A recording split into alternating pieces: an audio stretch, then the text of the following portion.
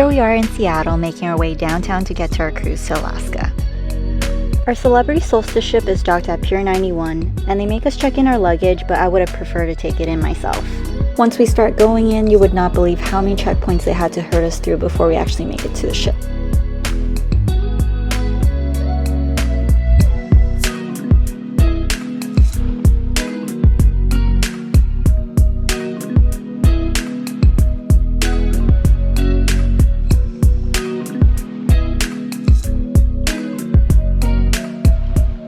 So we make our way to Ocean View Cafe, which is the buffet that the cruise ticket already covers the expense for. There's a variety of dishes each day, and I try to try a bit of everything each time. Now, the desserts always looked better than they tasted, so there was a lot of disappointment there. And my favorite meal of the day ended up being breakfast. I always look forward to the hash browns. And for the end of the first day, I spend the rest of the time obsessing over this amazing view in our room, watching the sunset.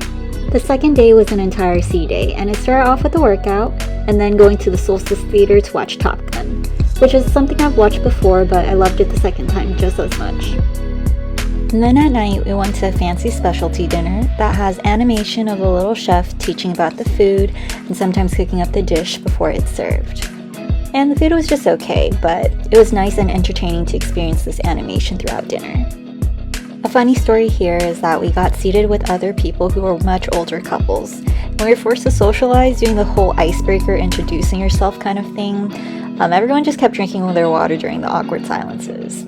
I wanted to get out of there with my social anxiety, but we got the oldest guy to talk about his life, and he was actually funny, so I guess it was okay in the end. To end off the night, we won a little bit over $31 off a free $5 credit the cruise gives us for the slot machines. And yeah, we're not sure what happened the entire time, but somehow we won some money.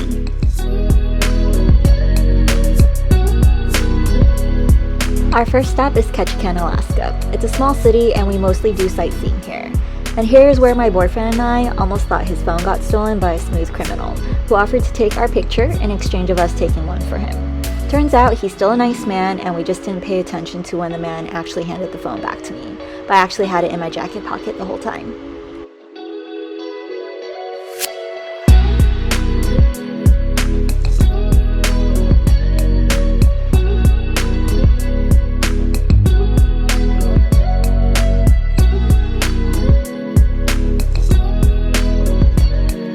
If you ever want to know if boba in Alaska is good, just know that my boyfriend tried it and he felt queasy after.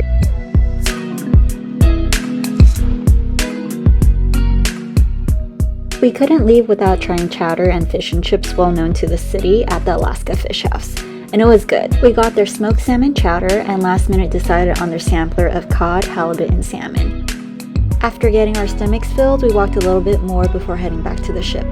And as we're sitting around at the dining buffet, we start to hear a commotion from other people spotting a whale. And if you look very closely, it caught the end of this whale tail that I didn't even know until editing. I only thought I caught the whale spouting water this whole entire time, but now the trip feels more complete.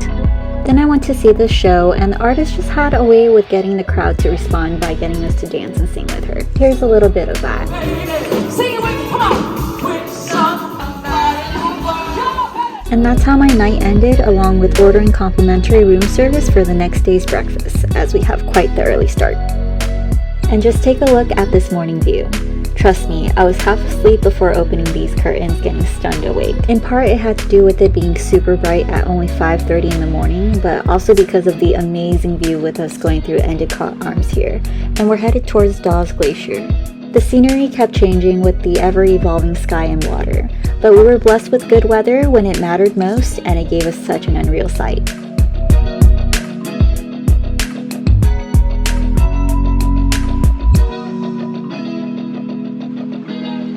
After we saw enough, we headed back to the comfort of our own room to eat the breakfast we got, and even made instant ramen we brought from home.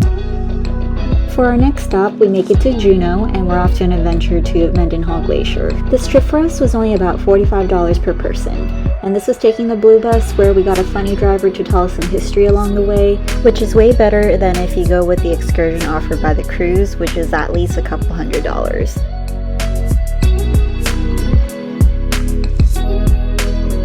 Besides getting to see the glacier so up close, we also get to encounter the biggest waterfall we've ever seen. It's about an easy mile hike to the Nugget Falls.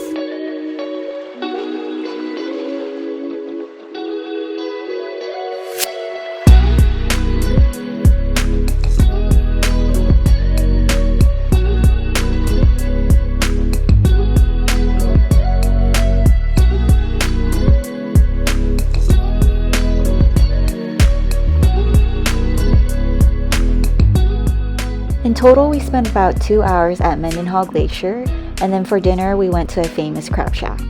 A friend of my boyfriend said one thing he regrets not doing is eating a king crab leg in Alaska, so that's what we did to fulfill what he couldn't. It was pretty expensive, but also everything was pretty good. We do a little bit more walking around town and later find the Juneau sign that we didn't know existed before making our way back. And of course, I had to admire the sunset view some more out the window, but at 12 a.m. the sky was never completely dark. Our last stop in Alaska is Skagway. By this time we're pretty fatigued from all this travel, so we take it easy and explore town instead of doing any of the hikes. We come by this free museum about the gold rush, and it's actually really well put together.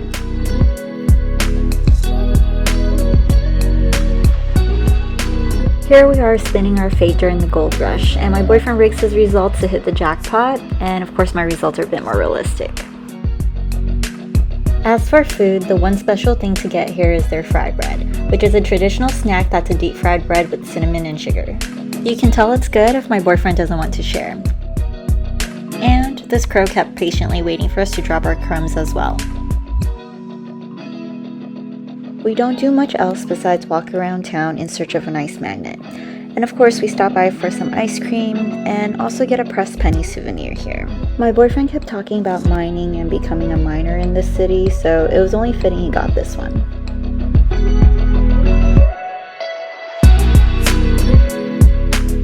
All in all, this trip has been unlike anything else I've experienced, and I made a lot of good memories. And that's really a wrap for the 3 cities we hit up in Alaska.